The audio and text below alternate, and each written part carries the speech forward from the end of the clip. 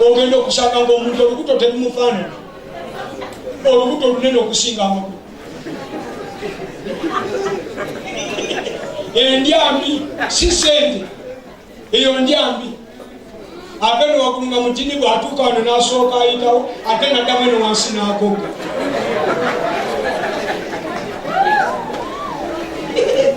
Ndyambi naye nga sente alina kikalaani.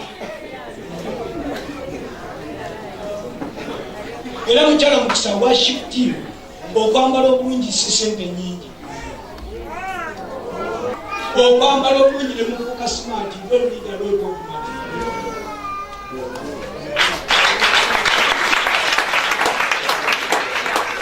Nkino mwekyo omuntu okwambala n'anyuma si kulanga nti alina emirembe mingi. Yekkiririzaamu buli kantu ke yeesaze yawulirangani. Era munange n'anyuma kubanga obwongo bwe yabutereeza. Sulemaani bwatubeeranga zaabatuwe katuliriza okufunire Sulemaani. Namba 1 bwe yabanga agenda okulya emmere nga mu ddiiro ye mutulamu abantu 10 awulire purezensi y'abaddu asobole okulya emmere ku teibu.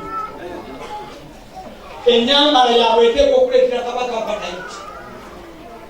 Temwambala nga bwe mwagambye kujja. Namba 2 omuntu eyaleetanga emmere bwatu n'agiteeka ku meeza. Teyatuukanga emmere bagiweererezanga mu mpalo, ono agikutte ayambadde eddala alina waakoma tabuuka awo n'agiwaata agenda wali.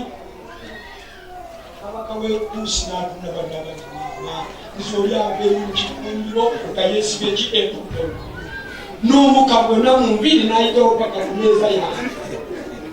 Kabaka n'atula ate yagenda okulaba abagenda bwe bati bwe baba bakomodde bakomera mu ngoye ze bagende.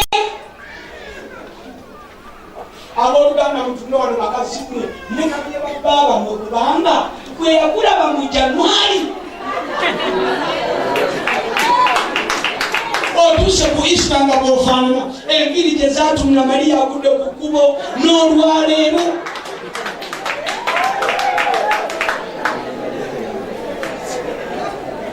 Abamu wateekako entuumu ekunywa ogwa.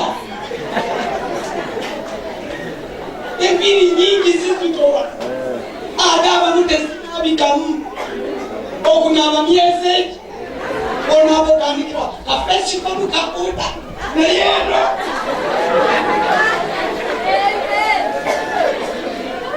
myezi egi ekiwangi kikuliramu eŋŋaana endala ne bagisala.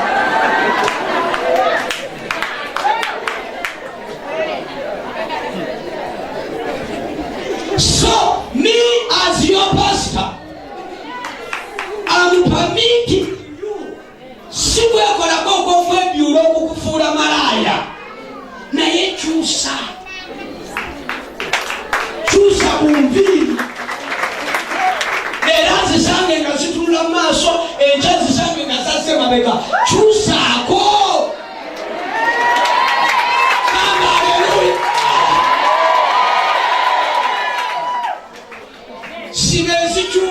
Sibe ebituuka nga bwangu byagala obiza mabega oyagala agenda okusanga ng'osibe bina ekirwana ekirwana ekirala ekirala